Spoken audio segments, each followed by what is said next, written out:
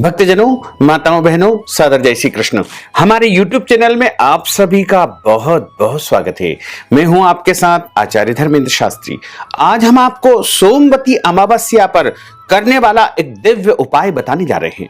हमारे इस ज्ञानवर्धक वीडियो को अंत तक जरूर देखिएगा और अधिक से अधिक लोगों को शेयर भी करिएगा। वैसे तो प्रत्येक माह के कृष्ण पक्ष की जो अंतिम तिथि होती है उसे अमावस्या कहा जाता है और अमावस्या प्रत्येक माह में आती है।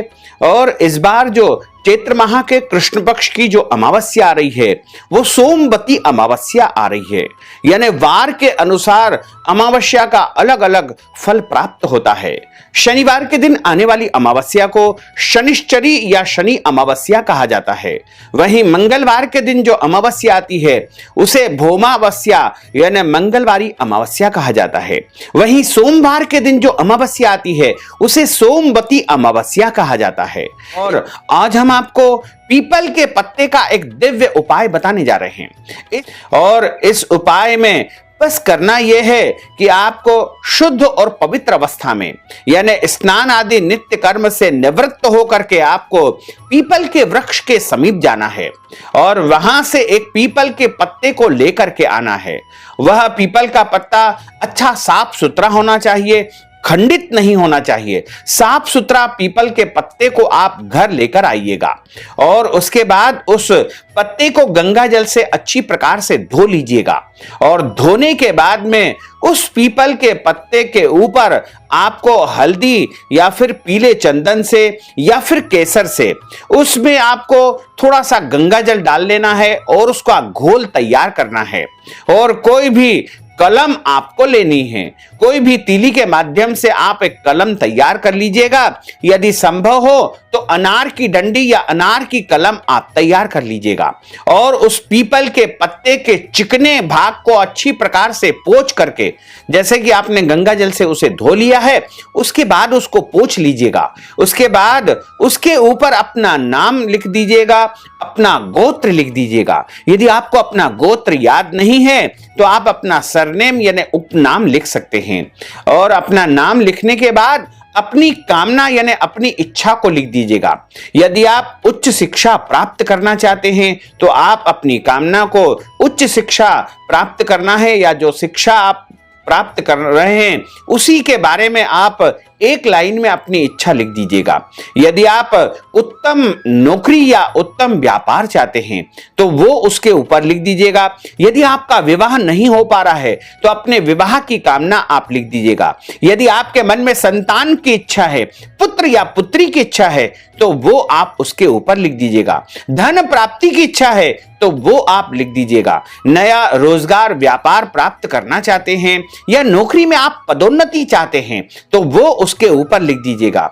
या आपकी जो भी इच्छाएं हैं, जो भी कामनाएं हैं, एक से अधिक कामना भी आप उसके ऊपर लिख सकते हैं, इसमें कोई संशय नहीं है।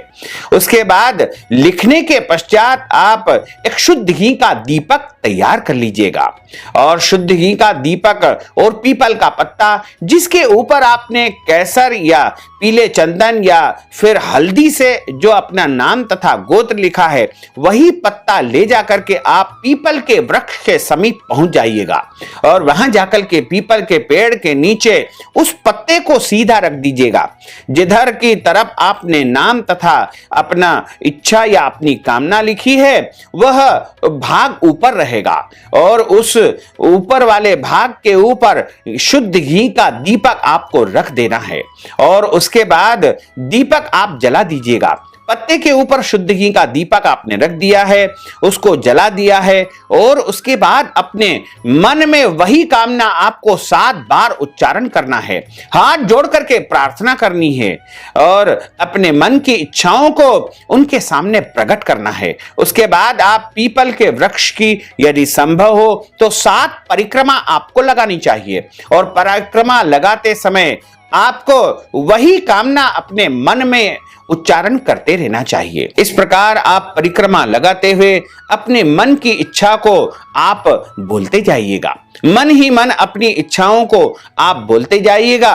इस प्रकार यदि इस उपाय को आप सोमवती अमावस्या के दिन करेंगे तो निश्चय ही आपकी समस्त मनोकामनाएं पूर्ण हो जाएगी, समस्त इच्छाएं आपकी पूर्ण हो जाएगी और आपके जीवन में आप जो जो भी चाहोगे वो सब प्राप्त कर पाओगे।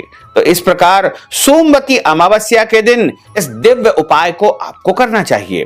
तो भक्तजनों, माताओं बहनों, यदि आप सोमवती अमावस्या के निमित्त वस्त्र दान, अन्नदान, गोदान या फिर कोई भी दान पुण्य करना चाहते हैं तो आप निश्चित ही हमारे पेटीएम के माध्यम से, गूगल पे के माध्यम से, फोन पे के माध्यम से या अकाउंट नंबर के माध्यम से दान पुण्य करके सोमवती अमावस्या का पूरा पूरा पुण्य लाभ प्राप्त कर सकते हैं। साथ ही आपसे अनुरोध है कि हमारे इस ज्ञानवर्धक वीडियो को अधिक से अधिक लोगों को शेयर करिएगा, लाइक करिएगा, कमेंट करिएगा और यदि अभी तक आपने सब्सक्राइब नहीं किया तो अभी और इसी समय सब्सक्राइब अवश्य कर लीजिए। आपको और आपके पूरे परिवार को सादर जय श्री कृष्ण, सादर धन्यवाद।